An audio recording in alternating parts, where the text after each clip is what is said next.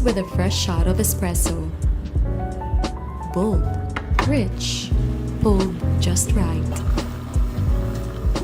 Then comes the milk, steamed smooth, creamy, and balanced. The perfect latte is not rushed. It is crafted, one cup at a time.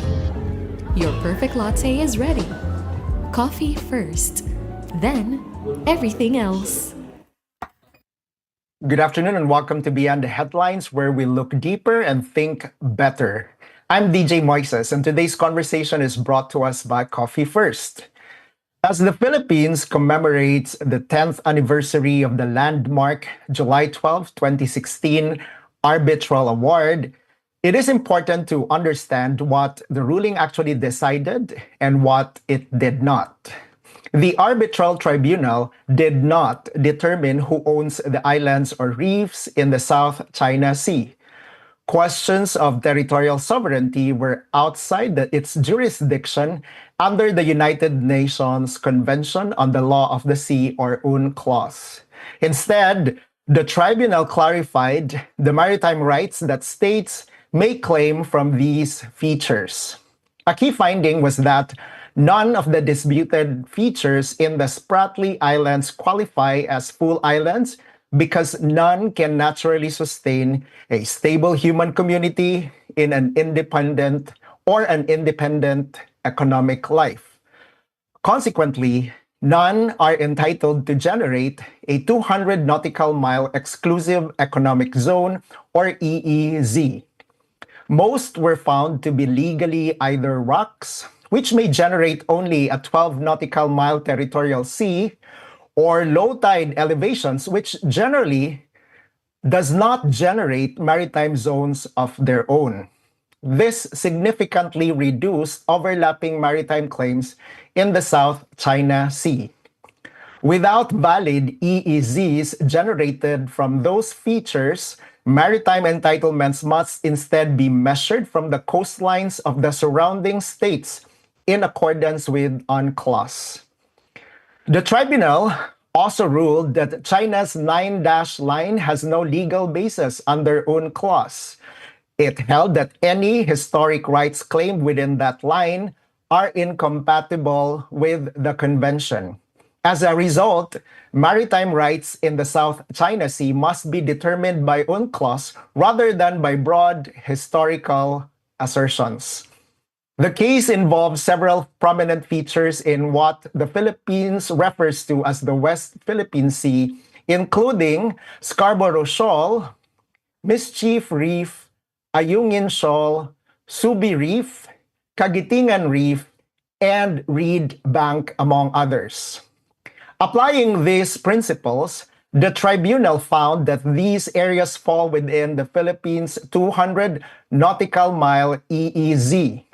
Within this zone, the Philippines has exclusive sovereign rights to explore for oil, gas, fish, conduct marine scientific research, and develop natural resources. These are sovereign rights over resources, not ownership of disputed islands. The recent discussion surrounding Batanes illustrates a separate but related issue. Earlier this month, several Chinese scholars argued during an academic forum that Batanes should belong to China because of its proximity to Taiwan and China's claim over Taiwan. These statements were not an official position of the Chinese government, but they drew strong reactions from Philippine officials because of Batanes' strategic location in the Luzon Strait, one of the world's most important maritime passages. The Philippine government rejected the scholar's assertion, emphasizing that Batanes has long been part of Philippine territory through centuries of continuous administration and international recognition. Unlike the South China Sea arbitration, which dealt with maritime rights under UNCLOS, the Batanes discussion concerns territorial sovereignty over land, a matter governed by different principles of international law. Taken together, these developments underscore an important distinction. The 2016 Arbitral Award clarified where the Philippines may lawfully exercise sovereign rights over maritime resources under UNCLOS, while the Batanes issue concerns who possesses sovereignty over territory. Although these are separate legal questions, both highlight the continuing importance of international law, historical evidence, and the peaceful resolution of disputes in safeguarding the Philippines' national interests. So, like what we covered last week, I'm not exactly a lawyer, but I will do my best to make a commentary that's also sound, no? Because the value that we are advancing here and Beyond the Headlines is we also represent the perspective of everyday Filipinos, not necessarily lawyers, but everyday Filipinos and Cebuanos. So first, as mentioned in the intro, that July 12, 2016, the landmark victory of the Philippines was really legit, no? But perhaps it's not exactly what many Filipinos think it is. So that's why we would like to clarify that today. So the arbitral tribunal did not declare that the Philippines owns the South China Sea or even the disputed islands. Again, the tribunal did not declare that the Philippines owns the South China Sea or the disputed islands. Instead, what the tribunal clarified is that it's about maritime rights under the United Nations Convention of, on the Sea, Law of the Sea, or UNCLOS. So what does that actually mean? What it is clear is the line between sovereignty and maritime rights. No? Sovereignty and maritime rights. Who owns the island is one legal question. What maritime zones that island can generate is another. So island, maritime zone, no? So what the tribunal actually ruled is the maritime zone. Sige. So let me clarify that further. So the tribunal did not rule that, as stated, the Philippines owns the South China Sea or that the Philippines owns the Spratly Islands, no? Or that China should surrender any of the island, no? Or that China or the Philippines has sovereignty over the disputed land features, no? Because these matters are outside UNCLOS, no? Which only govern maritime rights, not territorial disputes, no? So let me clarify that then. Sige man tag makadungog karon sa kaning nine dash lines, no, that China would legally claim, no, because China would actually say that it has a historic rights over most of South China Sea using the 9 dash line, which encloses about 80 to 90% of the sea, no. But the Philippines has sovereign rights, not sovereignty. Because, sige. So when we say sovereign rights, what does that entail, no? So kung ang Philippines dili own balay sovereign rights but naay sovereignty, what it actually means is that the Philippines has exclusive sovereign rights to explore oil and natural gases, for example, fish and manage fisheries, build offshore energy facilities, conduct maritime scientific research, authorize or deny economic activities by other states. Meaning, the Philippines can actually authorize or deny activities such as fishing, no, that's happening within its EEZ, no? So these are called sovereign rights because they relate specifically to the use and management of the natural resources. And this is different from sovereignty because sovereignty actually refers to full ownership and governmental authority over the land, no? So, a simple analogy na lang, sige. So, imagine a neighboring farm. Ang sovereignty actually determines kinsay tag-iya sa land. Ang sovereign rights mo'y na ay legal rights to harvest crops, drill or well or mine minerals in a designated area. No? So I hope clear na for us unsay difference between sovereignty and sovereign rights. Ang Philippines was not granted sovereignty. Ang Philippines was actually granted sovereign rights, no? So what atong ikuan kung unsa de ang kanang sovereign rights nato or any country for that matter. So every coastal nation like the Philippines entitled for an exclusive economic zone, no, which extends 200 nautical miles from its coastline. So kung mao ni Philippines, natay kanang naka-extend diha nga territorial sea, no? And then naka-extend na siya, each nation under UNCLOS has a 200 nautical mile kanang sovereign rights on the sea around it, no? So, what does that mean actually? While the Philippines does not necessarily, as of this time, own the islands, not even China, no? But any economic activity within the 200 nautical miles that falls within the Philippines Exclusive Economic Zone or EEZ. Now, nganong wala man gi-validate sa UNCLOS ang katong 9-dash line sa China? It's because katong manggong mga islands, they're actually not considered as kanang islands that can have an economic activity of its own. At the same time, kani nga mga islands, di pud siya kanabitang inhabited. A lot of them are rock formations or kanang mo surface lang during low tide.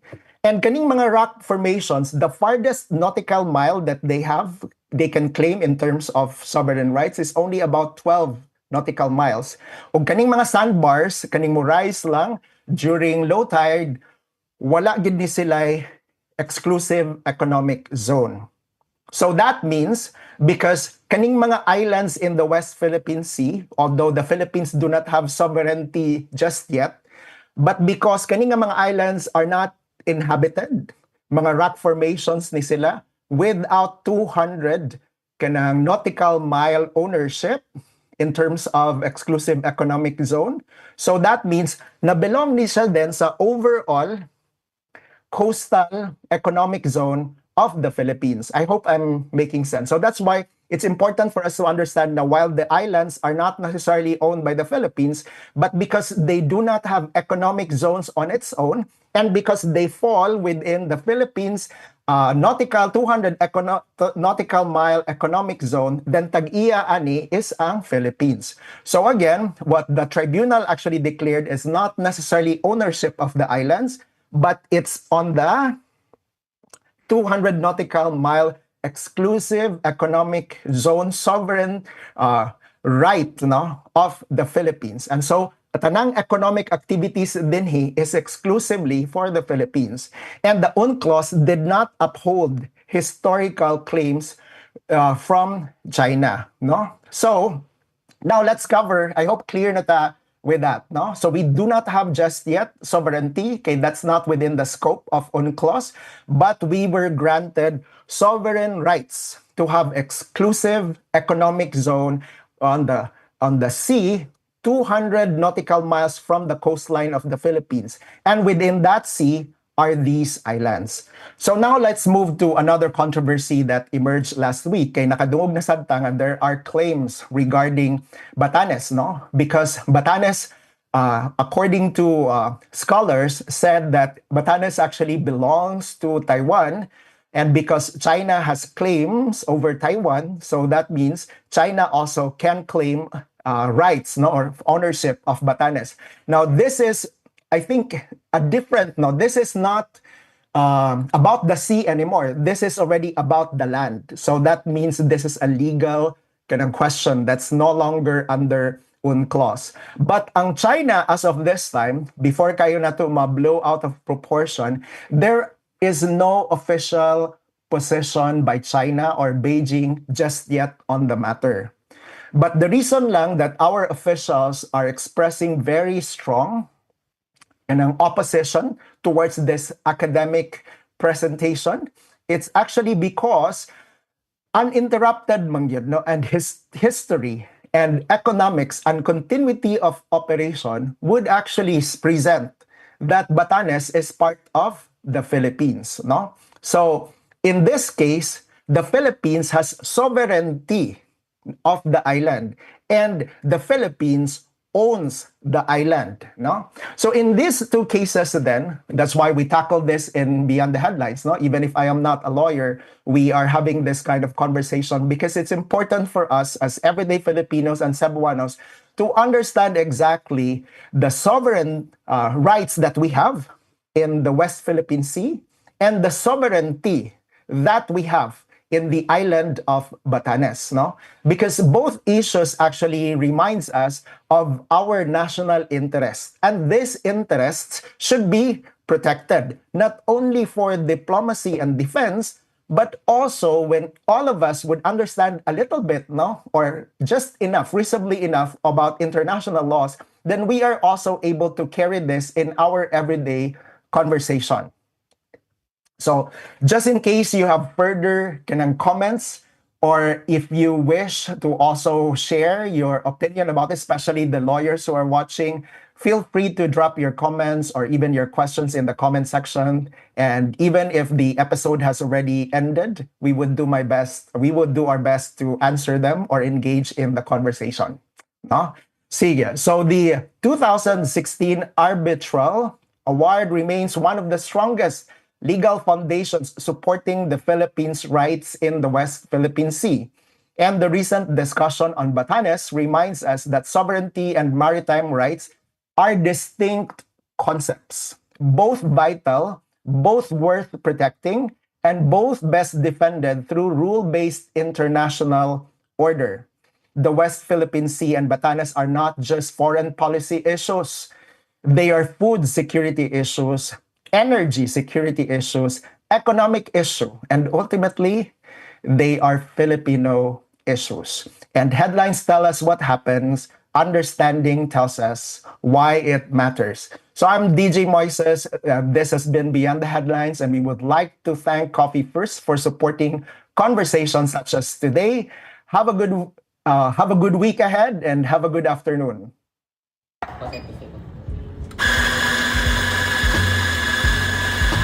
It starts with a fresh shot of espresso. Bold, rich, pulled just right. Then comes the milk, steamed smooth, creamy, and balanced. The perfect latte is not rushed. It is crafted, one cup at a time. Your perfect latte is ready. Coffee first, then everything else.